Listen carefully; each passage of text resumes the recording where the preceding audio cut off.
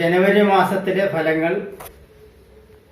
ജനുവരി മാസ ഫലമാണ് ഇപ്പോൾ പറയാൻ പോകുന്നത്. ജനുവരി മാസത്തിൽ അവിട്ടം ചതയം പോരോരട്ടാതി. അവിട്ടം ചതയം പോരോരട്ടാതി എന്ന കുംഭക്കൂറുകാർക്കുള്ള ജനുവരി മാസത്തെ ഫലമാണ് പറയുന്നത്. ജനുവരി മാസത്തിൽ ഇവർക്ക് ഗുണദോഷ മിശ്ര ഫലത്തിൽ ഗുണാധിക്യം തന്നെയാണ് കാണുന്നത്. ഗുണദോഷ മിശ്ര ഫലത്തിൽ ഇവർക്ക് ഗുണാധിക്യം തന്നെയാണ് കാണുന്നത്. ഇവരുടെ ഗ്രഹസ്ഥിതി പൊതുവെ പരിശോധിച്ചു കഴിഞ്ഞാൽ 2-ൽ ചൊവ്വയും 2-ൽ ചൊവ്വ, 9-ൽ ശുക്രൻ, 10-ൽ വ്യാഴം, 11-ൽ സൂര്യൻ, ശനി. പക്ഷെ അവർക്ക് ജനുവരി മാസം 2-ാം തീയതി സന്ധ്യയോടുകൂടി കാലത്ത് 10 മണിയോടുകൂടി ബുധൻ ധനുവിലേക്കും ശുക്രൻ രാത്രിയോടുകൂടി വൃശ്ചികത്തിലേക്കും വരുന്നതാണ്. ഇതാണ് ഇവരുടെ ഗ്രഹസ്ഥിതി. ഇവർക്ക് പൊതുവെ ചിന്തിച്ചു കഴിഞ്ഞാൽ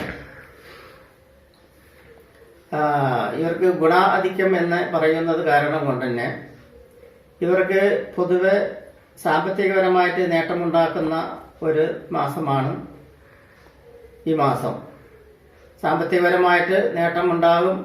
അതുപോലെ തന്നെ തൊഴിൽ സംബന്ധമായിട്ടുള്ള കാര്യങ്ങളിൽ കുറച്ച് അശ്രദ്ധ വരികയാണെങ്കിലും അത് കാര്യമാക്കാതെയുള്ള ഒരു പ്രവൃത്തി മൂലം ഇവർക്ക് ധനലാഭം ഉണ്ടാകുന്നതാണ്. ഗവൺമെന്റ് സംബന്ധമായിട്ടുള്ള ആനുകൂല്യങ്ങളെല്ലാം എത്രയും പെട്ടെന്ന് കിട്ടാനുള്ള സാധ്യത ഇവർക്ക് കൂടുതലായിട്ട് കാണുന്നുണ്ട് ജനുവരി മാസത്തിൽ.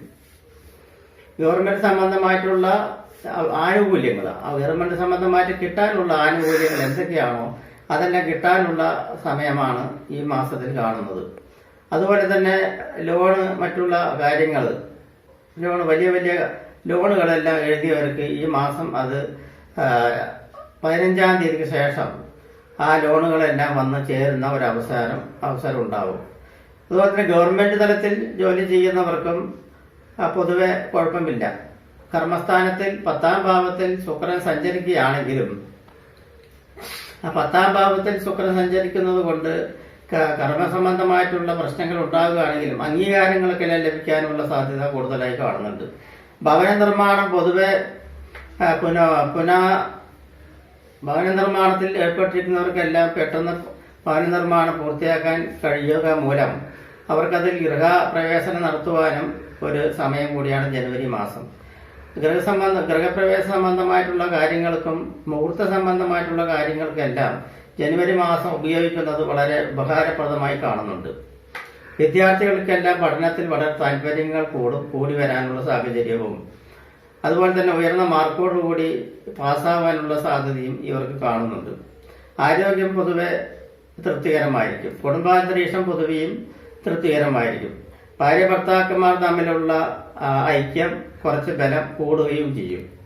അതുപോലെ തന്നെ ഭാഗ്യകടാക്ഷങ്ങൾ ഇടയ്ക്കിടയ്ക്ക് വരുന്നത് മൂലം ഇവർക്ക് സന്തോഷം പങ്കിടുവാനുള്ള ഒരു സമയം കൂടിയാണ് ഇപ്പോൾ കാണുന്നത്. വസ്ത്രമേഖലയിൽ പ്രവർത്തിക്കുന്ന തൊഴിലാളികൾക്കെല്ലാം, വസ്ത്ര സംബന്ധമായിട്ടുള്ള മേഖലയിൽ പ്രവർത്തിക്കുന്നവർക്കെല്ലാം വൻകിട നേട്ടങ്ങളും അതുപോലെ തന്നെ ധനലാഭങ്ങളും ബിസിനസ് കൂടാനുള്ള സാഹചര്യവും കൂടുതലായി കാണുന്നുണ്ട്. സ്വർണ്ണാഭരണ മേഖലയിൽ പ്രവർത്തിക്കുന്നവർക്കും നേരെ അനുകൂലം തന്നെയാണ് കാണുന്നത്. സ്വർണ്ണ ബിസിനസ്സിൽ ഏർപ്പെട്ടിരിക്കുന്നവർക്കും സ്വർണ്ണ നിർമ്മാണ പ്രവർത്തനത്തിലും സ്വർണ്ണാഭരണ മേഖലയിൽ ഏത് പ്രവർത്തനത്തിൽ ഏർപ്പെട്ടിരിക്കുന്നവർക്കും ഗുണഫലം തന്നെയാണ് കാണുന്നത്. വിദേശ ജോലിക്ക് ശ്രമിച്ചിരിക്കുന്നവർക്കെല്ലാം ഈ മാസത്തോടുകൂടി അതിനുള്ള സാഹചര്യങ്ങൾ ഒത്തുവരുവാനും വിദേശത്തേക്ക് പോകുവാനും വിദേശത്ത് ചെന്ന് ജോലിയിൽ പങ്കെടുക്കുവാനും സാധിക്കുന്നതാണ്.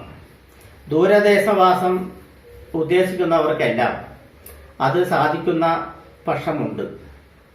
വാഹനം പൊതുവെ വാങ്ങിക്കാൻ ഉദ്ദേശിക്കുന്നവർക്ക്, വാഹന സംബന്ധമായിട്ട് വാങ്ങിക്കാൻ ഉദ്ദേശിക്കുന്നവർക്ക് കുറച്ച് സമയം മാറ്റി വെക്കുന്നതാണ് നല്ലത്.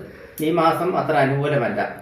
വാഹന സംബന്ധമായി വാങ്ങിക്കാൻ തീരുമാനിക്കുന്നവർക്കെല്ലാം അത് അടുത്ത മാസത്തേക്ക് മാറ്റിവെക്കുന്നതായിരിക്കും നല്ലത്.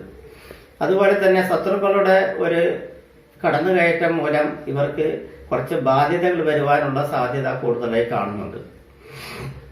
അതുപോലെ തന്നെ രോഗാധിക്യത്തിൽപ്പെട്ടിരിക്കുന്നവർക്കെല്ലാം കുറച്ച് ആശ്വാസം തരുന്ന ഒരു മാസം കൂടിയാണ് ജനുവരി മാസം.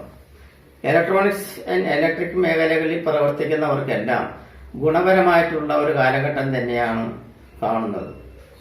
ഇവർക്ക് പൊതുവെ സിനിമാ രംഗത്ത് പ്രവർത്തിക്കുന്നവർക്ക് അത്ര അനുകൂല സമയമല്ല ജനുവരി മാസം. പക്ഷേ രാഷ്ട്രീയ രംഗത്ത് പ്രവർത്തിക്കുന്നവർക്ക് പൊതുവെ അനുകൂലമാണ് താൻ.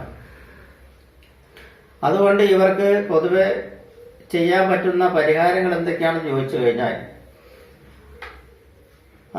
അവിട്ടൻ ചതയം പോരോരട്ടാതി എന്നാണ് പറഞ്ഞിരിക്കുന്നത്. അവിട്ടൻ നക്ഷത്രക്കാർക്കെല്ലാം ഭഗവതി ക്ഷേത്രത്തിൽ ചൊവ്വാഴ്ച തോറും ഭഗവതി സേവ നടത്തി വരുന്നത് മൂലം ഐശ്വര്യം അഭിവൃദ്ധിയും കുറച്ചുകൂടെ കൂടുവാനുള്ള സാധ്യത ഇവർക്ക് കാണുന്നുണ്ട്. അതുപോലെ തന്നെ ചതയ നക്ഷത്രത്തിൽ ജനിച്ചിരിക്കുന്നവർക്ക് നാഗങ്ങളിൽ 100 പാലും നടത്തി വരികയും